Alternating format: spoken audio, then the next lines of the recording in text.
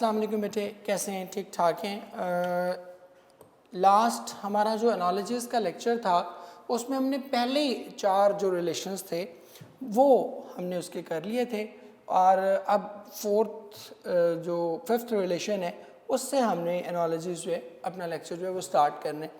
बहुत सारी चीज़ें हम इसमें ऑलरेडी पहले ब्रीफली डिस्कस कर चुके, एक बार उनको जस्ट आप लोगों के लिए एक रिफ़्रेशर के तौर पर जो है उनको रिपीट कर रहा हूँ। नंबर 1 तो हमने ये करना था कि क्वेश्चन का जो रिलेशन है, क्वेश्चन में जो दो ऑब्जेक्ट्स हैं उनका रिलेशन जो है वो आपने इस्टेब्लिश करना था। वो इस्टेब्लिश करके उसके बाद हमने नीचे अपने फाइंड आउट करना था बिल्कुल सिमिलर रिलेशन फाइंड करने के लिए हमें जो इम्पॉर्टेंट चीज़ थी वो ये थी कि हम क्या करते थे, हम वन लाइनर बना लेते थे। वन लाइनर बनाने से क्या होता था कि हमें उसका रिलेशन बिल्कुल सही आइडिया हो जाता था। और वन लाइनर में हम क्या करते थे, 2 चीज़ों का ख्याल रखते थे। नंबर 1 कि it should be comprehensive, secondly it should be brief. और फिर उस वन लाइनर को अप्लाई करते थे। आपको याद होगा हमने एग्जांपल की थी कल कि shark is a type of fish, ये शार्क इज़ अ फिश, ठीक है, इस तरीके से हमने उसकी एग्जांपल्स की थी। तो ये हो गया। इसके बाद हमने जो 2-4 चीज़ों का ख्याल रखना था उसमें रखना था कि नंबर 1 तो ये हो कि उनका जो कह लें कि सीक्वेंस है, जो ऑर्डर है, अगर लेफ़्ट टू राइट है तो वो लेफ़्ट टू राइट ही रहे, और अगर राइट टू लेफ़्ट है, ऊपर क्वेश्चन में राइट टू लेफ़्ट है तो यहाँ भी क्या होना चाहिए, उसको राइट टू लेफ़्ट ही होना चाहिए। एक टाइप सेम होनी चाहिए, दूसरी चीज़, और तीसरी और फाइनल चीज़ क्या थी कि उन दोनों की नेचर जो है वो क्या होनी चाहिए, दैट मस्ट बी सेम, और नेचर में कोई जो है उनके वेरिएंस जो है वो उस तरह से होना नहीं चाहिए। ये कुछ चीज़ें जो थी ये हमने उसमें की थी। अब हम अपनी नेक्स्ट कैटेगरी की तरफ जो है वो बढ़ने जा रहे हैं, and that is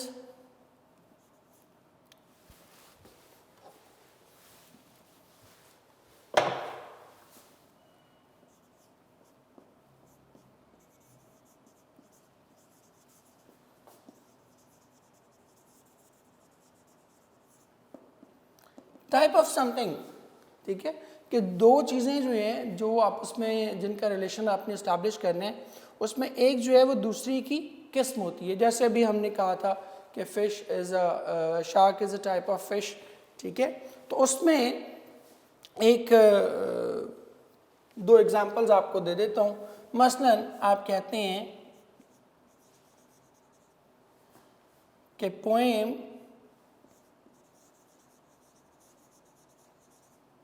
is a type of literature.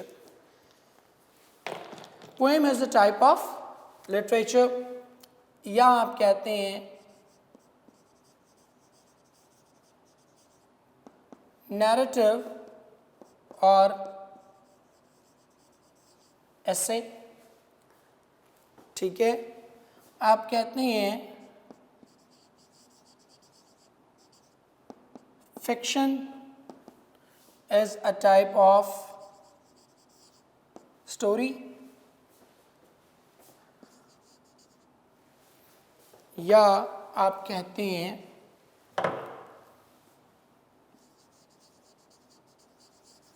sonnet is a type of poem, और इसकी बहुत सी एग्जाम्पल्स जो हैं वो दी जा सकती हैं। Type of something, category, class का जो है ये बेसिकली जो है वो क्वेश्चन आता है। नेक्स्ट इसमें जब भी ख़ास तौर पे जहाँ भी टाइप ऑफ समथिंग आएगा तो इसमें ऑर्डर जो है वो बड़ा वाइटल है कि ऑर्डर आपका जो है, जैसे poem is a type of literature है तो नीचे भी जो भी ऑप्शन आएगी, मसलन सपोज मैं इसी टाइप को, ये जो एग्जांपल हमने दी, मैं इसको अगर ऐसे कर दूं, नैरेटिव और एसे, तो ये दोनों जो है ये सिमिलर नहीं रहेंगे फिर, बिकॉज यहां पर क्या है, poem is a type of literature और यहां पे क्या है, नहीं सॉरी, मैंने फिर उसको उसी तरह एज इट इज लिख दिया।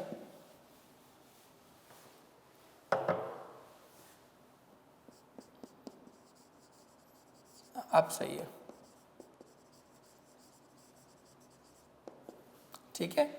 अब ये ऐसे is a type of narrative नहीं है, बल्कि क्या है, narrative is a type of ऐसे। तो आप देख रहे हैं कि इन दोनों का फ्लो चूंकि गलत है, तो इसलिए इसमें आपको जो है वो प्रॉब्लमेटिक है, ये एमसीक्यू गलत है, ये एमसीक्यू ठीक नहीं होगा। एक दूसरा, इसमें इस तरह के क्वेश्चंस में नेचर ऑफ द ऑब्जेक्ट भी बड़ी इंपॉर्टेंट है। मतलब ये जो सारी चीजें मैंने लिखी ये लिटरेचर है। इसी को अगर मैं यूं लिख दूं,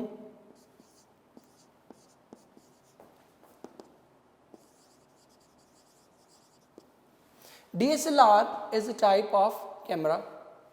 अब ये है तो बिल्कुल वही चीज जैसे poem is a type of literature, essay is a type of narrative is a type of essay, fiction is a type of story, इसी तरह DSLR is a type of camera। लेकिन ये सारी ये चारों चीज़ें और ये कैमरा ये क्या है, ये आपस में सिमिलर नहीं है। हाँ, अगर हमारे पास ऑप्शंस में मतलब इन तीनों की ऑप्शंस ही कुछ और हैं, ठीक है। मसलन आपको मैं कहता हूँ कि जी लॉयर और एविडेंस,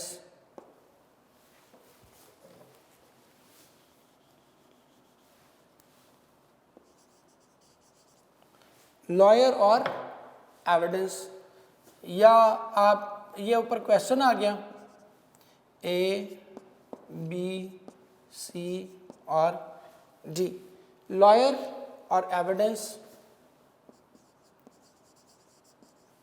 बुक, पब्लिशर, ठीक है, पेन और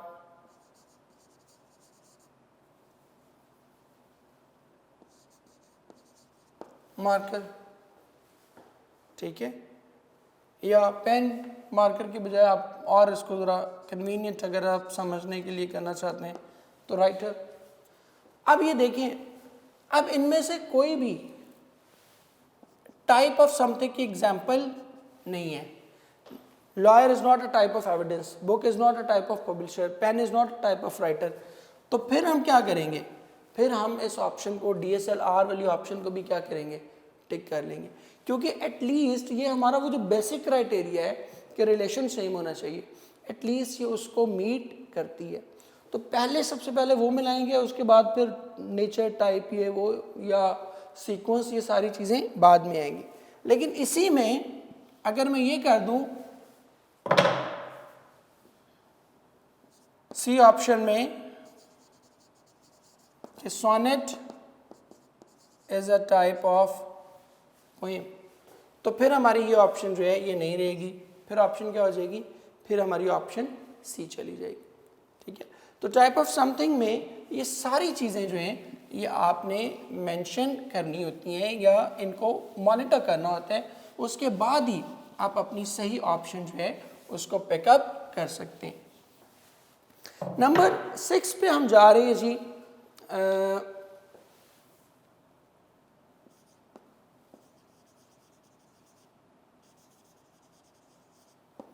समथिंग कॉन्सिस्ट ऑफ, या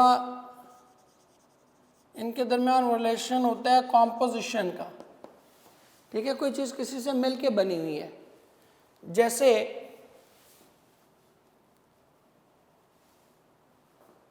अभी हमने पिछले टेस्ट में किया था अर्थ और लेयर्स, ठीक है।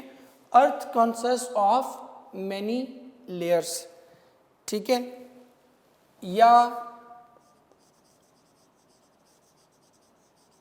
Literature consists of poems, book consists of lessons,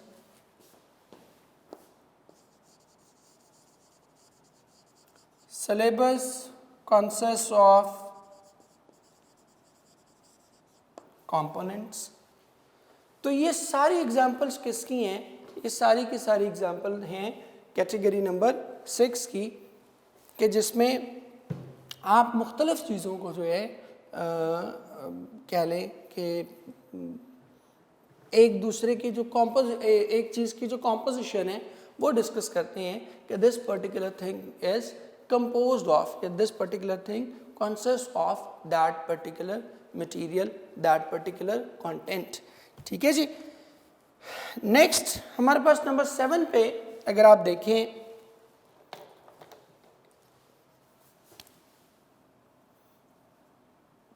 तो नंबर 7 पे हमारे पास आता है जी पार्ट ऑफ अ होल। ठीक है, कि कोई चीज़ बड़ी क्वांटिटी में मौजूद है और आप क्या करते हैं, आप उसके किसी एक जुज़ का जो है वो तस्करा करते हैं। ठीक है, मसलन ये समथिंग कंसिस्ट ऑफ से काफ़ी मिलती जुलती चीज़ है, लेकिन इसमें और उसमें फ़र्क क्या है वो मैं अभी बताता हूँ। पार्ट ऑफ अ होल कहते हैं हिस्सा होने को। समथिंग कंसिस्ट ऑफ होता है कि किसी चीज़ से कोई चीज़ मिल के बने। ठीक है, अभी मैं एग्जांपल दूंगा तो आपको अंदाज़ा हो जाएगा। मसलन मैं कहता हूँ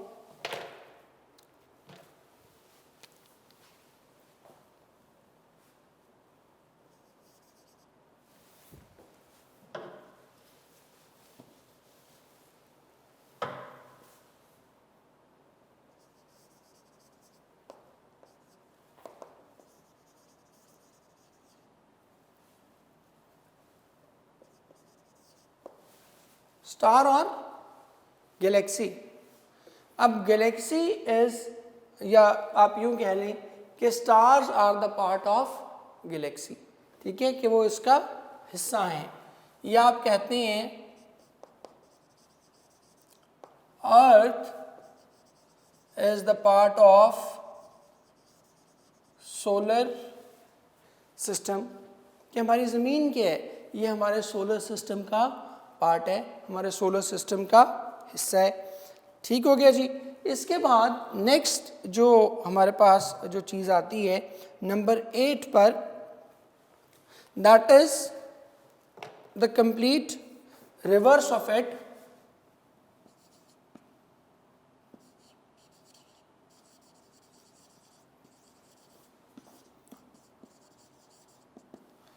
that is the complete reverse of it, whole of a part. ठीक है, कि यहाँ पर पार्ट ऑफ अ होल कह रहे थे और यहाँ पर हम क्या कह रहे हैं, होल ऑफ अ पार्ट कह रहे हैं।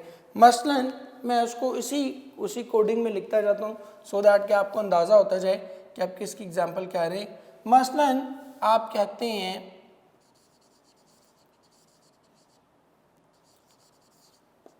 मिलिट्री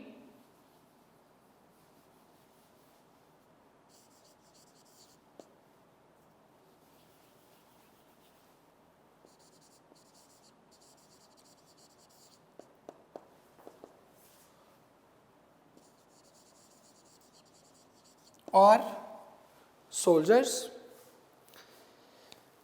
नाउ अब इस तरह का जो होता है ना होल ऑफ अ पार्ट, ठीक है, इसको जानने का, इसको इवैल्यूएट करने का, या इसका जो वन लाइनर बनाने का जो तरीका है वो बेहतरीन ये होता है कि आप इसको रिवर्स कर लेते हो। इसके इस तरह से नहीं करते आप, क्योंकि इस तरह इसका वन लाइनर बन नहीं सकता कि military is a part of soldier, ये इस तरह बन नहीं सकता। तो रिवर्स ही आप कर लेते हैं इसको कि soldiers are a part of military. ठीक है, होल ऑफ अ पार्ट, इसको बजाय यूं पढ़ने के रिवर्स पढ़ लेते हैं। या जैसे हमने ऊपर किया कि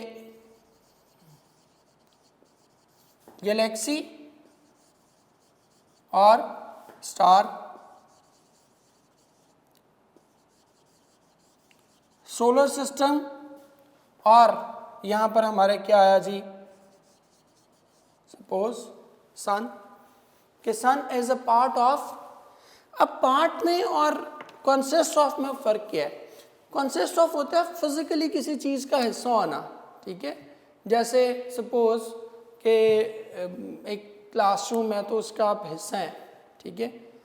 सूरज क्या है या ये दूसरे स्टार्स वगैरह क्या हैं, ये अलग अलग अपनी आइडेंटिटी रखते हैं और मूव कर रहे हैं, लेकिन ओवरऑल उस बड़े सिस्टम का पार्ट है, कि उसके साथ जुड़े हुए नहीं है, उसके साथ फिक्स नहीं है, ठीक है, लेकिन फिर भी जो है वो क्या है, उस सिस्टम का जो है वो हिस्सा है।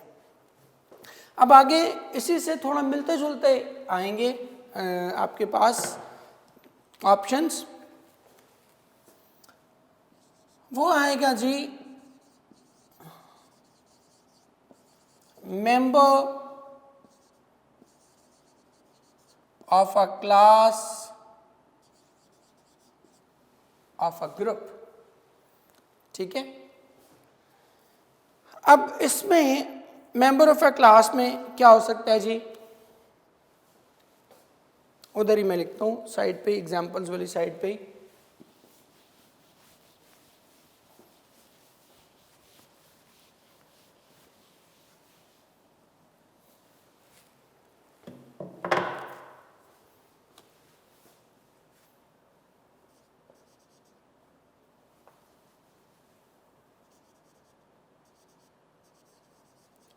लॉयर,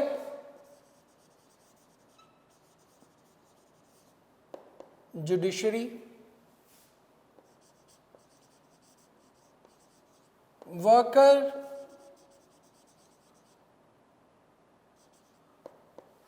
वर्कर है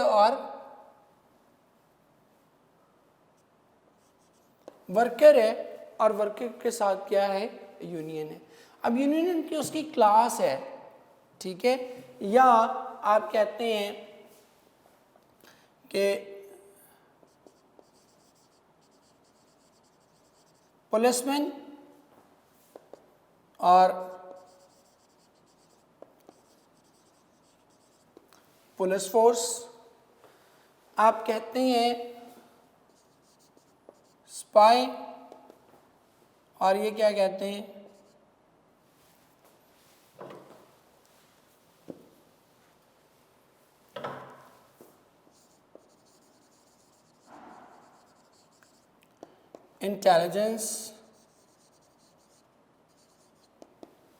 इंटेलिजेंस एजेंसीज। तो ये सारे के सारे जो हैं ये क्या हैं, ये मेंबर ऑफ अ क्लास या मेंबर ऑफ अ ग्रुप है, ठीक है। But we are talking about humans. अभी आगे चल के इसी से मिलते जुलता एक और भी आएगा रिलेशन। नंबर 10 पर अगर आप जाते हैं तो आपको इसके रिवर्स नजर आएगा, क्लास ऑफ अ मेंबर, ठीक है। इसमें रिवर्स हो जाएगा, कैसे रिवर्स होगा,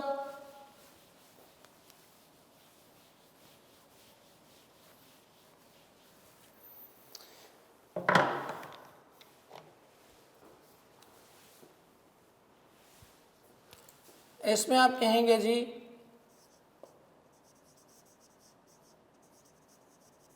जुडिशरी और लॉयर, इसमें आप कहेंगे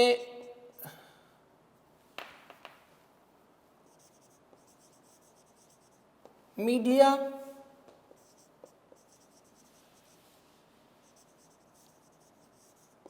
जर्नलिस्ट, आप इसको कहेंगे जी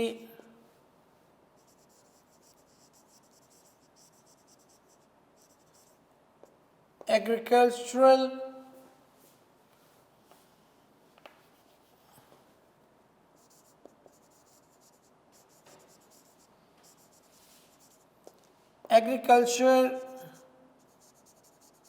कम्यून, और यहां पर क्या आ जाएगा, फार्मर या पेजेंट। अब इसमें हम क्या कह रहे हैं, इसमें हम कह रहे हैं कि जो उनकी क्लास है,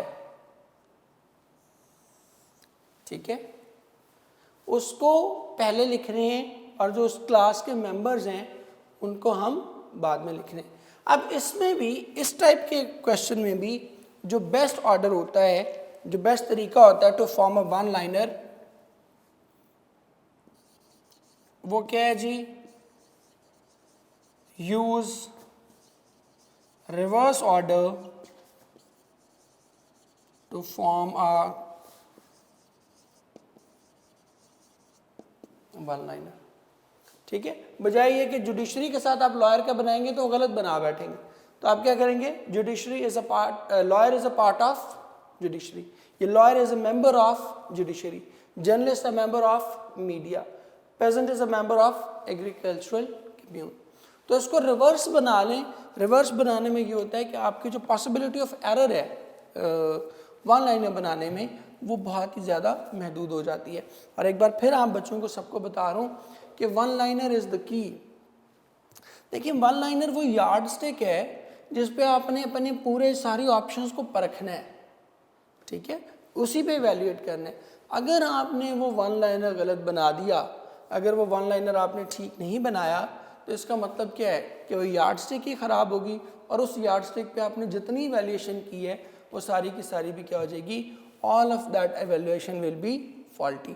ठीक है, सो इसलिए यार्ड स्टिक बनाते हुए, वन लाइनर बनाते हुए बी वेरी केयरफुल कि आप कोई ऐसा कंफ्यूजिंग यार्ड स्टिक या वन लाइनर न बना लें कि जिसकी वजह से आपको मसाइल का सामना करना पड़े। सो बेहतरीन यही है कि ईजीएस्ट जो आपके वन लाइनर्स हैं वो बनाएं।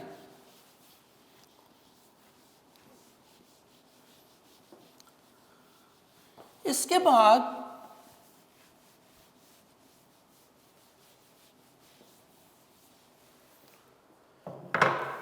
जो अगला काम हमने करना है बेटे, अगली जो कैटेगरी है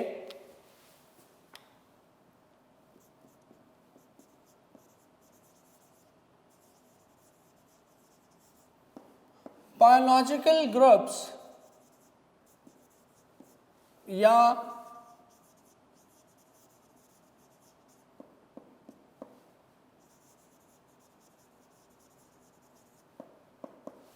साइंटिफिक डिवीजन्स हमने जो है वो देख लेनी है। मसलन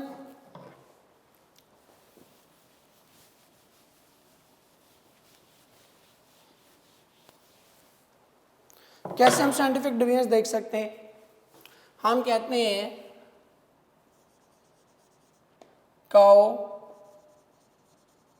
is a mammal, frog amphibian,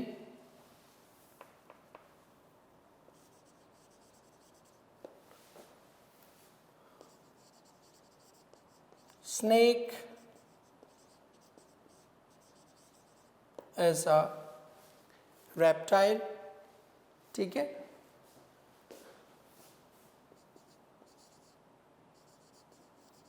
dolphin is a fish। तो ये सारी चीज़ें जो हैं ये क्या हैं? ये इंसानों की बायोलॉजिकल डिवीजन्स हैं, ठीक है। इसी तरह मसलन हम कहते हैं कि जी हे इज अ ग्रास, ठीक है। तो ये सारी चीज़ें क्या हैं? ये बेसिकली आपकी बायोलॉजिकल, ये साइंटिफिक डिवीजन्स हैं, ठीक है। और इसके रिवर्स भी आ सकता है, उसी तरह बायोलॉजिकल ग्रुप्स, ठीक है। ये मतलब इसको आप मेंबर्स ऑफ बायोलॉजिकल ग्रुप्स भी इस तरह से भी आप इसको याद कर सकते हैं। बट बायोलॉजिकल ग्रुप्स को याद रखें, आपने क्लास और टाइप के साथ कंफ्यूज नहीं करना। ये बायोलॉजिकल ग्रुप जो है इनको आपने क्या रखना है? बिल्कुल अलग ही रखना है। अब अगले कुछ थोड़े मज़े मज़े की चीज़ें आ रही हैं, फ़नी थोड़ी। नंबर 12 पे हम बच्चे करने जा रहे हैं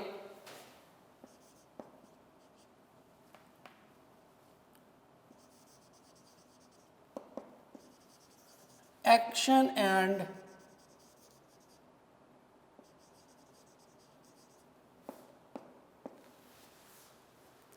एंड सिग्निफिकेंस, कि किसी कोई ख़ास एक्शन जो है आपको पता है, या सिग्निफिकेंस या सिंबल, ये भी कर सकते हैं आप, ठीक है। ये भी एक इम्पॉर्टेंट है। एक्शन एंड सिग्निफिकेंस क्या है कि कोई एक्शन आप करते हैं तो वो एक्शन किसी न किसी ख़ास चीज़ की अलामत होता है। मसलन मैं आपको कुछ एग्जांपल्स जो है वो दे देता हूँ। लाफिंग, इसके सिग्निफिकेंस क्या है, ये किस चीज़ की अलामत होगी, ये ऑब्वियसली अलामत होगी हैप्पीनेस की, ठीक है। आप कहते हैं शिवरिंग, कब कभी तारी हो जाना, ये किसकी अलामत है, ये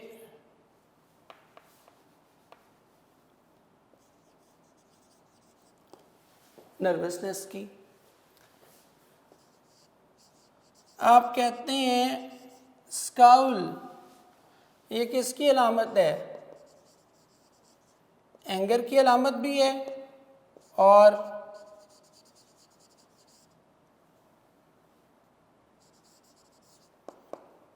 क्यूरियोसिटी की अलामत भी है, कि आपको जानना भी चाहते हैं, या फिर क्या है, दूसरी सूरत में क्या है कि आपको कुछ गुस्सा भी आया हुआ है, ठीक है। सो इस तरह से ये एक्शन एंड सिग्निफिकेंस जो है ये भी एक बड़ी इम्पॉर्टेंट आपकी जो है टाइप है, जिसमें बहुत सारे क्वेश्चंस जो है वो आते हैं। बट इसमें जो ज़रूरी चीज़ है वो है, एक तो आपने कॉनोटेशन पे बड़ा ध्यान रखना है, ठीक है। छोटी छोटी चीज़ें होती हैं जिनका मीनिंग बहुत फ़र्क हो जाता है। मसलन एक एग्जांपल देता हूँ, एक है स्माइल। स्माइल किसकी अलामत है जी, मिसाल के तौर पर अफेक्शन की, ठीक है, मोहब्बत, लव। एक है स्mirk, स्मिर्क भी मुस्कुराना ही होता है, लेकिन ये किसकी अलामत है, ये है सटायर की, तंज करने। जैसे आप कहते हैं ना तू, ये भी हंस रहे हैं आप, लेकिन ये क्या हंस रहे हैं, ये हंस रहे हैं सटायर के मानों में, तंज करने के मानों में। सो सिंबल्स को मतलब इवैल्यूएट करते हुए एक तो आपने इनकी कॉनोटेशन पे बड़ा ध्यान देना है, ठीक है। दूसरा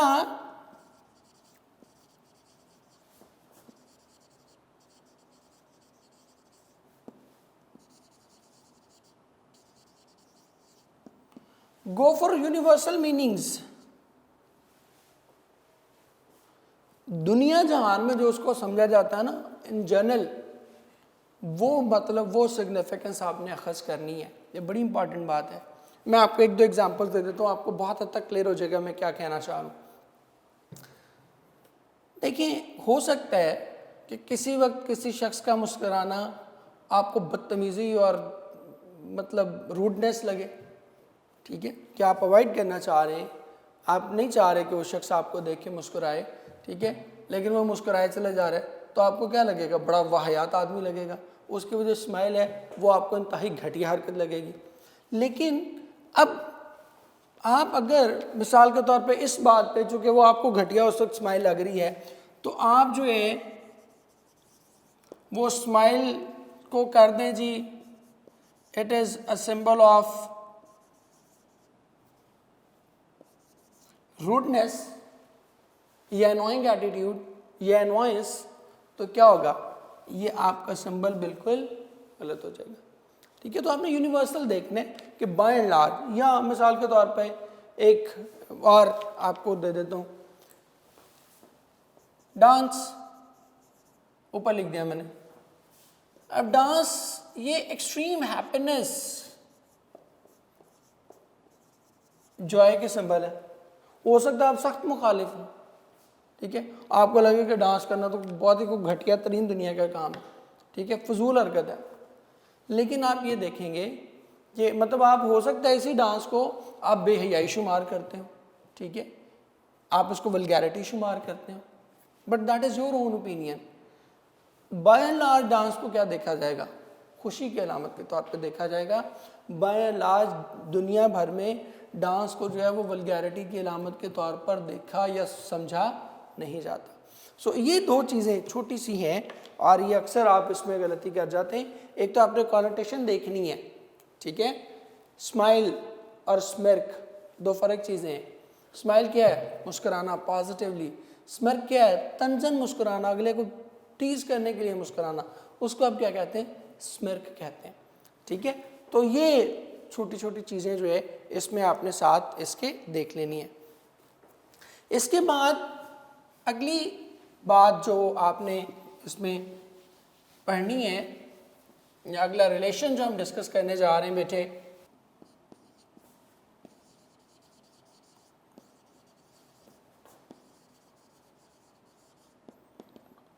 cause and effect, कि one thing can be the cause of other. मसलन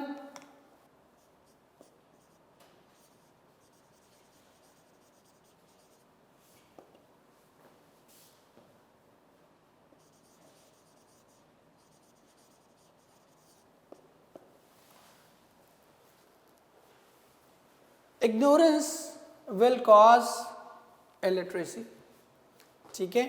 सो ये इसमें कॉज एंड इफेक्ट का रिलेशन है। या आप कहें कि इलिटरेसी और पॉवर्टी, ये भी हो सकता है। और ज़रूरी नहीं नेगेटिव कॉज एंड इफेक्ट ही हो, पॉजिटिव भी हो सकता है। मसलन reading can give you, reading can give you knowledge. Reading से क्या होगा? आपका नॉलेज बढ़ जाएगा। Treatment can guarantee you health. Health as the direct effect of treatment and treatment as the cause of health, ठीक है। तो ये भी मतलब नॉट ओनली कि आपने नेगेटिवली उसको डिस्कस करने, आप उसको पॉजिटिवली भी डिस्कस कर सकते हैं। और इसमें भी कॉज एंड इफेक्ट में तो बहुत ज़्यादा याद रखें, इसमें क्या है? ऑर्डर एज द की, ठीक है। जब तक तरतीब नहीं होगी तो वो तो सारी कहानी उलट जाएगी ना, ठीक है, बिल्कुल चेंज हो जाएगी कहानी। इसमें आपने जो कॉज एंड इफेक्ट वाले क्वेश्चंस हैं, इसमें ख़ास तौर पे आपने इसको ज़रा मद्देनज़र रखने। इसमें रिवर्स हम कर देते होते हैं, इफेक्ट एंड कॉज। कि इफेक्ट क्या हुआ और उसकी कॉज क्या थी। मसलन आप कहते हैं जी इलनेस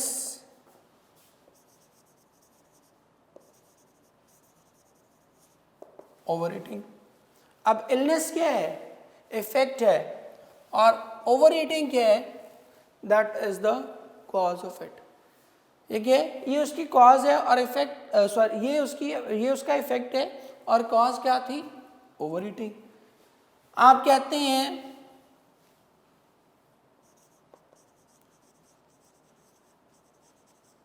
एरोगेंस और कॉज क्या है उसकी? वेल्थ। ठीक है, वेल्थ कॉजेस एरोगेंस। जब बेतहाशा पैसा आपके पास आएगा तो फिर क्या होगा? आपके पास बहुत ज़्यादा आप बहुत ज़्यादा जो है वो मगरूर हो जाएंगे। या आपको एक और इसकी एग्जांपल दे देता हूँ। आप कहते हैं कि जी इग्नोरेंस कर लेते हैं, बल्कि वो ज़्यादा अच्छा वर्ड है ignorance causes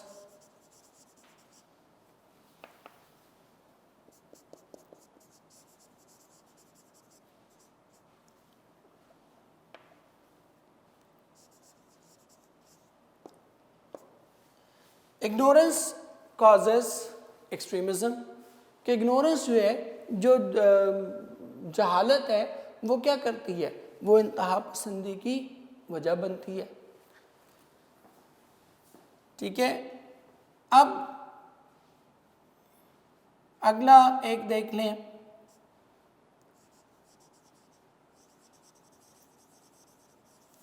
कि नॉलेज, और यहां पर क्या आएगा, बुक्स, ये इफेक्ट है और ये उसकी क्या है, कॉज है। तो हम क्या कह रहे हैं, इफेक्ट एंड कॉज। ठीक है, तो इस तरीके से जो है आपने इसको लेके चलना है। आगे बैठे देखें, नंबर 15 पे हमारा नेक्स्ट आ रहा है रिलेशन, दैट इज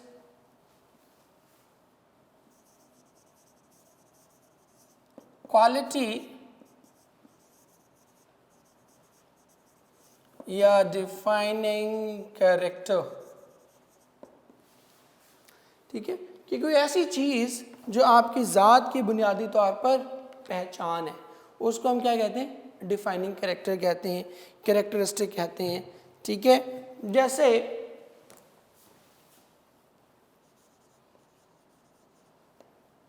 माइजर क्या होगा,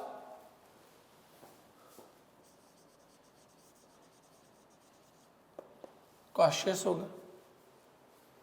ठीक है, नाउ दिस कॉशियसनेस, ठीक है, माइजर विल बी कॉशियस, ये उसका डिफाइनिंग कैरेक्टर है। In the same way line would be Feral, Feral कहते हैं वाइल्ड, कि लाइन क्या होगा, वो जंगली होगा, वहशी होगा। In the same way orator क्या होगा,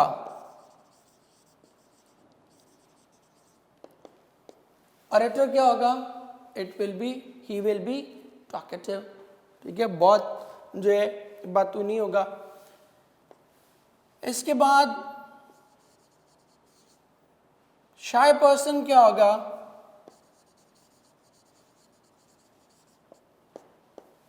इंट्रोवर्ट होगा, कि वो क्या होगा, हर बात अपने अंदर ही अंदर जो है उसको क्या किया जाएगा, जज़ब किया जाएगा। ठीक है जी। सो ये डिफाइनिंग कैरेक्टरिस्टिक्स जो है, ये भी आपकी बड़ी इम्पॉर्टेंट टाइप है रिलेशंस की, और ये बहुत ही बार जो है वो आपको आते हैं। इसके बाद नेक्स्ट देखें जी, एक और इम्पॉर्टेंट रिलेशन बहुत बार आता है, ये आपको डिग्री और इंटेंसिटी। ठीक है, कि चीज़ एक ही है, लेकिन आपने क्या करना है, उसकी इंटेंसिटी, उसकी डिग्री जो है उसको क्या करते हैं, बढ़ाते चले जाते हैं। मसलन स्माइल और लाफ। स्माइल क्या है, हल्का सा मुस्कुराना। लाफ क्या, मुंह खोल के हा हा हा, ये क्या है, दैट इज लाफ। इसके बाद एक और है जी, स्कोल्ड, डांटना। इसका क्या है, इसकी डिग्री क्या है, पनिश। स्कोल्ड क्या है, जैसे माँ बाप पहले प्यार से या जुबान से जो है वो लान तान करते रहते हैं, उसके बाद अल्टीमेटली क्या होता है, लाल इतर लाते रहते हैं, शुरू हो जाते हैं।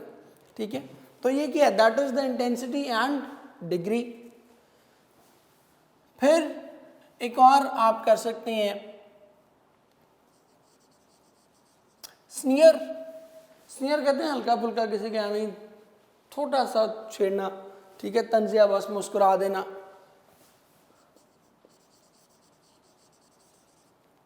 और इसी के ऑप्शन है रिडिक्यूल। रेडिक्यूल क्या है? रज के तवा लगाना, जो होगा जलील कर देना किसी को, कुतूहली कर देना किसी के साथ, ठीक है, उसको हम क्या कहते हैं? रेडिक्यूल। तो ये क्या है? ये, या आप कहते हैं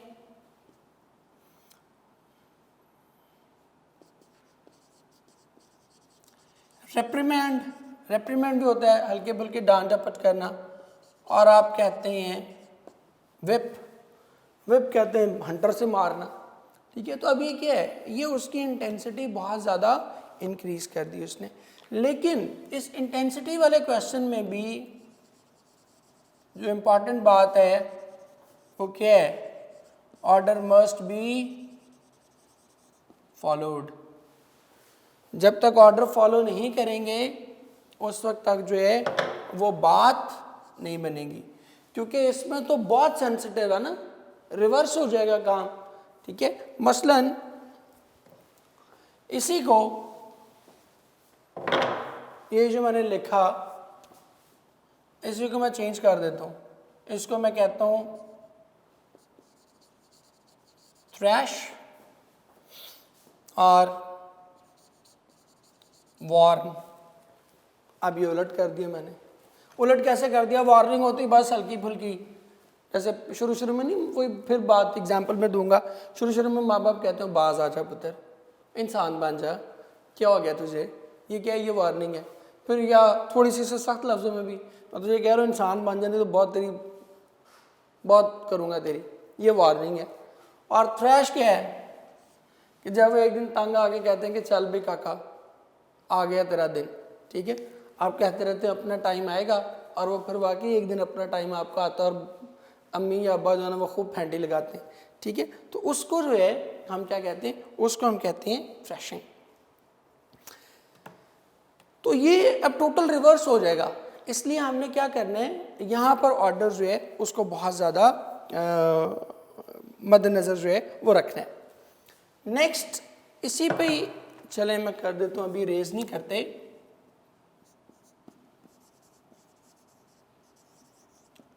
मैनर, डिफरेंट मैनर्स जो हैं वो आपको एक ही चीज़ के मुख्तलिफ अंदाज, वॉक और आप कहते हैं स्टैगर। स्टैगर भी वॉक ही की एक किस्म है, ठीक है, कि क्या करते हैं आप? लड़खड़ा के चलते हैं। आप कहते हैं रन और आप कहते हैं सॉन्टर। सॉन्टर बेसिकली कहते हैं ज़रा तेज तेज कदम चलना। आप कहते हैं डैश और आप कहते हैं एम्बल। एम्बल कहते हैं आराम से टहलना, मटकना, ठीक है। और डैश क्या है? तेज तेज से जो है वो भागना। फिर और इसमें बहुत से आप एक और आप कर सकते हैं, रिक्वेस्ट कमांड। कर बात ही नहीं है, आप कहते हैं नरेट और ऑर्डर। नरेट क्या है? किसी चीज़ का बयान करना, और ऑर्डर क्या है? हुक्म देना किसी चीज़ का कि ये चीज़ लाजमी होनी चाहिए, ठीक है जी। इसके बाद आपका नेक्स्ट आता है बेटे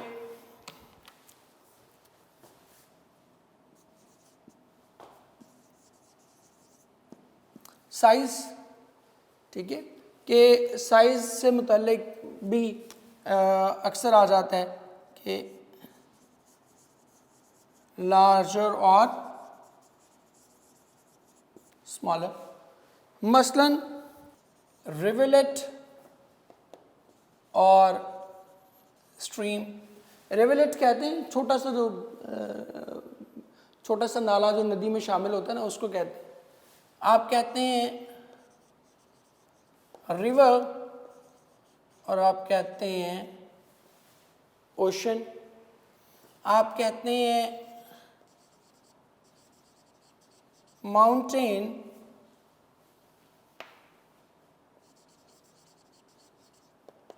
और आप कहते हैं हिल। आप कहते हैं हिल और साथ आप कहते हैं माउंट। तो ये क्या है, उनमें साइजेस का जो है वो डिफरेंस जो है आ रहा है। इसके बाद नेक्स्ट इसमें जो बेटे आपका आता है रिलेशन, वो आता है वर्कर एंड वर्क प्लेस का। ठीक है, वर्कर एंड वर्क प्लेस, इसका रिलेशन भी जो है वो अक्सर आता है। अब इसकी एग्जांपल क्या है, अब हमारे पास टाइम थोड़ा सा कम है, वाइंड अप करना है अपनी लेक्चर, तो मैं कोशिश करूंगा कि आज हम इसको वाइंड अप कर लें। जैसे टीचर, स्कूल, प्रोफेसर, कॉलेज। ठीक है, माइनर, माइन। ठीक है, तो ये सारे जो है इस तरह से। देन नेक्स्ट वन आता है आपका वर्कर एंड वर्क प्लेस के बाद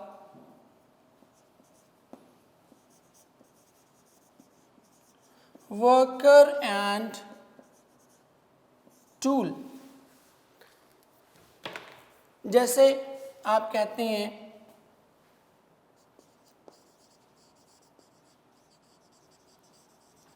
blacksmith, hammer, anchor, mic,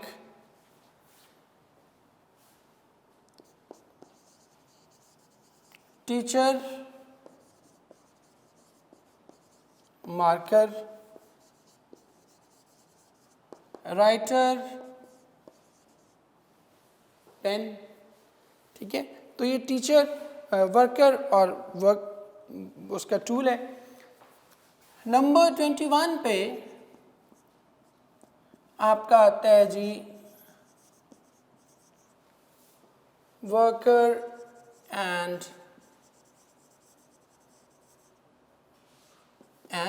product, कि वर्कर और उसका जो प्रोडक्ट है वो क्या है। टीचर की प्रोडक्ट क्या है, लेक्चर। ब्लैकस्मिथ की क्या है,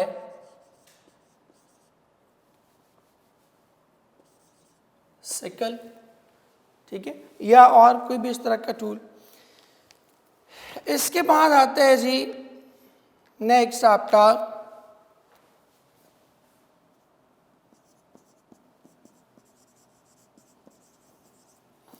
पर्पस एंड फंक्शन, कि किसी भी काम का जो है वो पर्पस या फंक्शन जो है वो बुनियादी तौर पर क्या है। मसलन pen is used for writing, fire is normally used for cooking, fuel is used for car और vehicles। ठीक है, तो ये पर्पस। ठीक है, या एक और आपको लिख देता हूं, बुक इज फॉर रीडिंग। तो ये पर्पस एंड फंक्शन जो है ये इंपॉर्टेंट है। अब इसमें नेक्स्ट देखिए बेटे 23 पे symbol.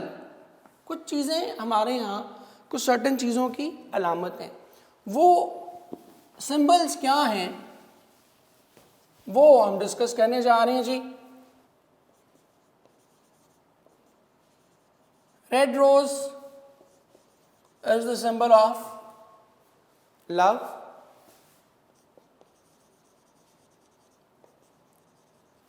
Yellow rose is the symbol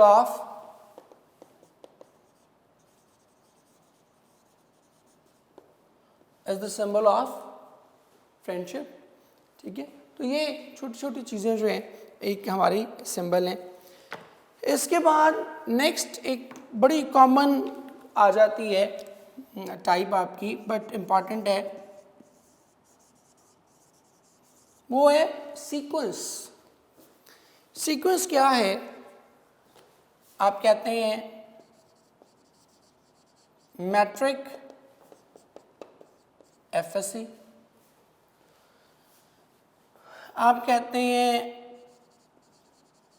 Monday, उसके बाद ट्यूसडे, फादर सन। ये क्या है जी?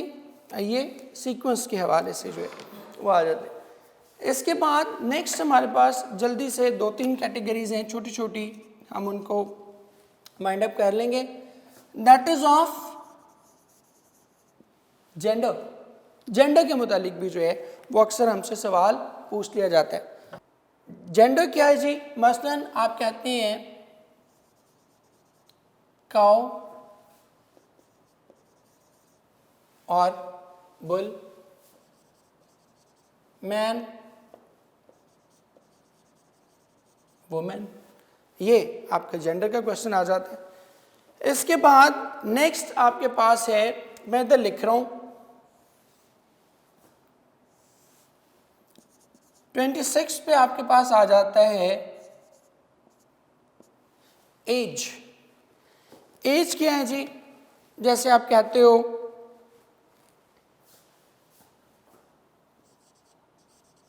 कब और काउ, पोनी और हॉर्स, चाइल्ड और मैन। ठीक है, ये इस तरह एज की एग्जांपल्स आ जाती हैं। और फिर एक लास्ट पे बड़ी सिंपल है, बट लेकिन चूंकि एक रिलेशन हमारे पास है तो मैं इसको करवाता होता हूँ, and that is of number. Number क्या है? आप कहते हैं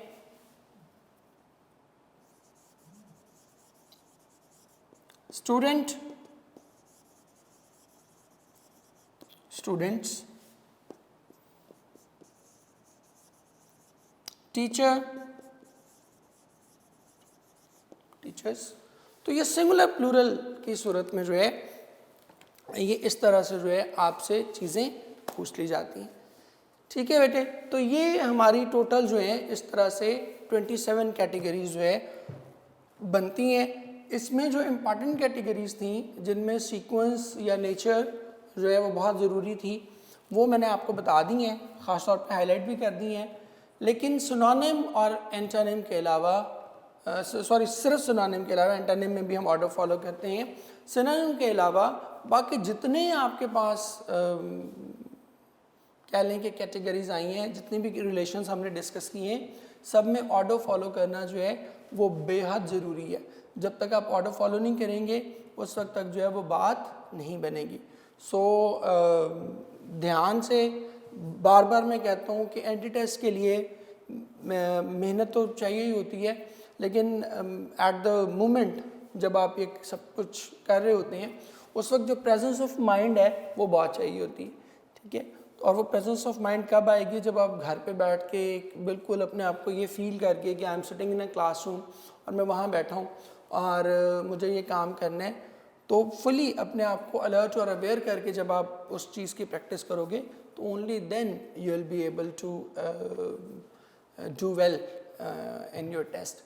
ठीक है जी, और आई डू होप कि आप सब लोग बेहतरीन परफॉर्मेंस अपनी शो करेंगे और हमारे लिए, हमारे इदारे के लिए, अपने लिए, अपने पेरेंट्स के लिए you will earn a very good name. Thank you बेटे, बहुत शुक्रिया, जीते रहें।